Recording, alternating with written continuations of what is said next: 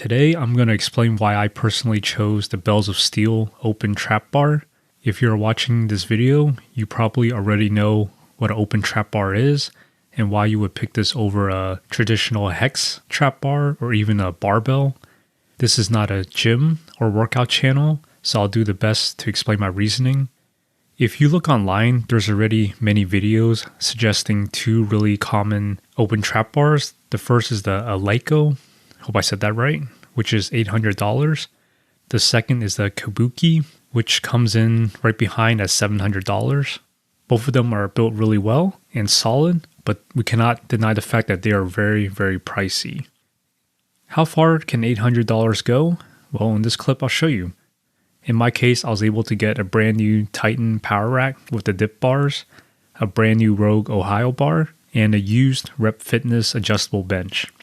The weights you see were not included in this calculation, but you could get those pretty cheap secondhand as well.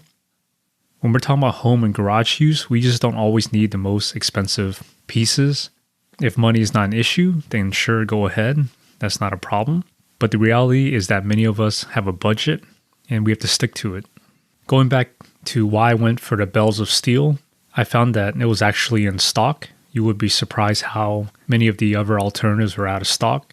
It's $274.99. Includes free shipping. When I got it, it included an arm blaster. It has a smaller size, which I personally like because I have a smaller space in the basement. For me, that was a pro.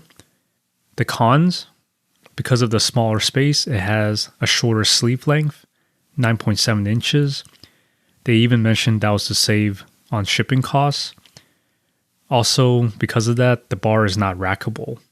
For me, I didn't really care because I don't use bumper plates. And to be honest, I don't expect to load that many plates on each side. I'm not that strong.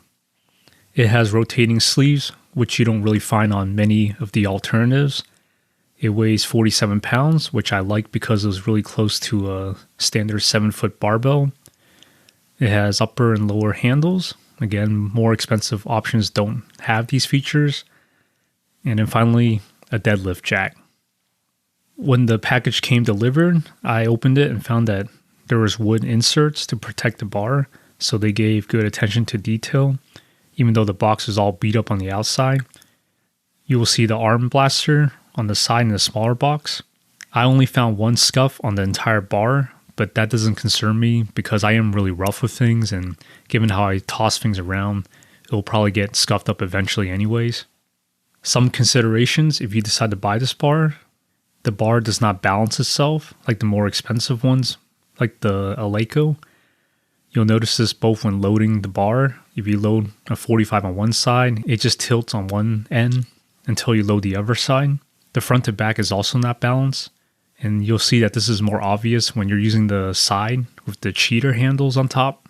Overall, I'm pretty happy with this bar. There's no more knee dragging when I'm doing my deadlifts compared to when I'm using the straight bar. In my personal opinion, what you get for the price is pretty amazing.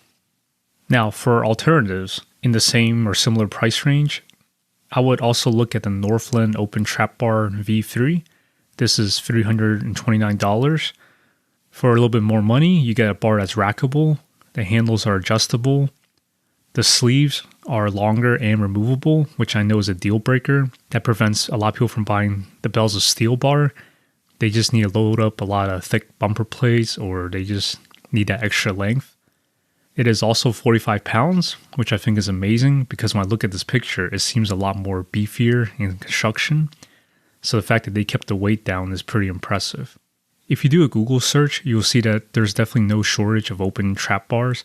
There's many options, but don't go too cheap. Sometimes when you go way too cheap, I'm talking about the ones that are $100 or less. You're going to run to quality control issues. The more likely scenario is that when they ship it, they're just not going to really care about it. And to be honest, if you have to ship this bar back because it got dinged up or they didn't package it right, you're probably going to spend just as much money shipping it back to get it replaced. So that's just my quick thoughts on this. If you found something useful in this video today, please like and subscribe, and I'll see you next time.